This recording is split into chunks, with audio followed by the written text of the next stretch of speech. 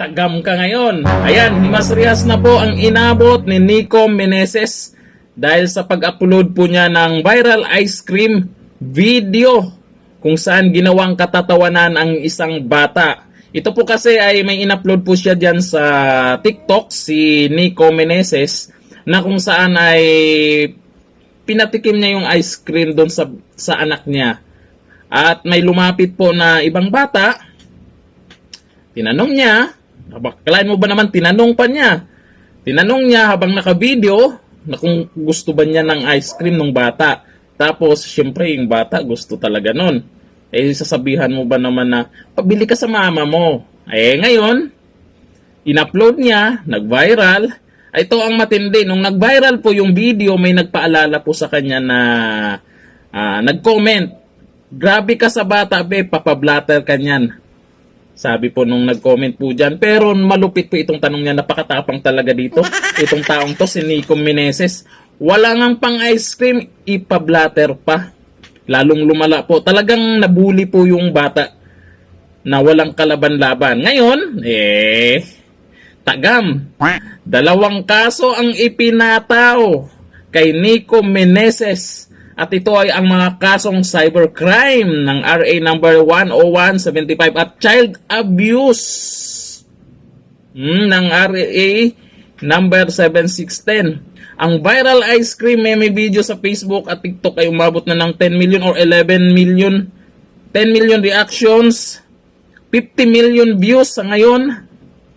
Napakalaki na po. Napakarami na pong nakapanood.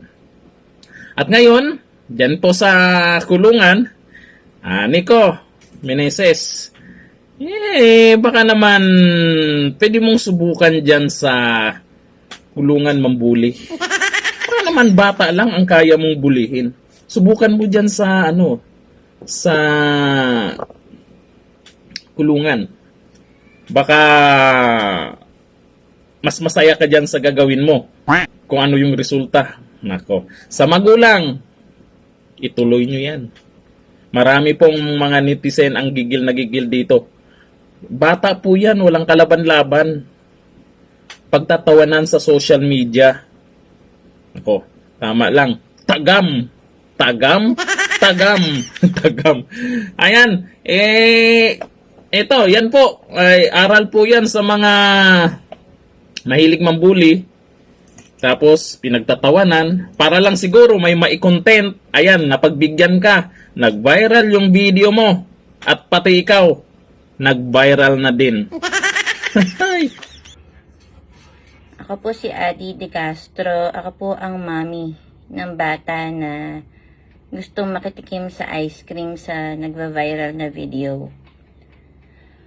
Dito po ako para magsabi sa inyo na hindi po ako naapektuhan personally ng mga comment kung ako ba ay masama o mabuting magulang. Ako po ay lumaki sa isang nanay na may sakit sa isip. Kaya bata pa lang po ako, ay sanay na po ako na nire-ridicule, pinagkakatuwaan, kinakahiya, at marami pang mga ganong pagtingin na kasanayan ko na pong hindi pansinin. Ang kinakatakot ko po ay paglaki ng anak ko, makikita niya na nang ganun pala ang nangyari at maiisip niya na wala kaming ginawa bilang magulang. Sa totoo po niyan, at 10 a.m. pa lang ng umaga ng Lunes, nakita ko na po yung video. Sinabi na po sa akin ng aking manugang. And ang una ko pong naisip bilang ayoko po ng magulo at away, sinabi ko na wag na lang pansinin. Kaya lang po talaga pong nag-viral na siya. And nakita namin na it's going out of hand dahil marami nang gumagamit at marami na rin pong nag-edit ng video gamit yung picture ng anak ko specifically. Kaya po kami ay nagpasya na kailangan na ma-stop ito. Kaya lang, kagaya ng mga ordinaryong ina, ano po ba ang gagawin ninyo? kapag nangyari ito sa inyong anak. Kaya po medyo may pagbagal po sa aming pagkilos at kaya po kami ay nag-post after namin magpunta sa PNP Cybercrime. Humingi muna kami ng payo kung pwede po namin ito gawin. Dahil po, para makapagsampa ng kaso, ay kailangan po ng pangalan at address ng tao na irereklamo ninyo. So, yun po, itong video na to ay para lang po sa kalinawan kung ano po ba talaga ang motibo naming pamilya kung bakit po namin ito ginagawa. Mga ordinaryong tao lang po kami, tindero, tindera, na gusto mabuhay araw-araw. Ang anak namin hindi pa halos nakakapagsalita dahil kagaya ng mga batang pinanganak ng pandemic, meron po siyang developmental delay. And ito po ay mukhang kinainisan na mag-asawa na nag-post ng video. Friday po nangyari yun, November 17. Kasama lang po nila kami sa playground. And ang naisip nilang gawin ay gumanti sa amin sa paggawa ng ganitong action. Hindi nila kami kinausap, nilapitan tungkol sa aming anak. Sa halip ay naisip nila Sabado, Linggo pinalipas at Lunes i-post ang video. Kung ano po ang motibo at intensyon ng mga taong ito ay siguro po sila lang po ang makakaalam. Basta ang alam po namin, nananahimik lang po kami. Kung meron pong di magandang aksyon ng aming anak, patawarin po sana nila dahil ito ay bata at musmus pa. Hindi rin po ako perfect na magulang. Hindi rin po kami perfect na magulang ng asawa ko. Dahil kami po ay kagaya din ng mga may dysfunctional family. Hindi rin po kami galing sa mga buong pamilya o sa perfectong pamilya. Kaya po kami ay natututo pa lang along the way sa aming buhay.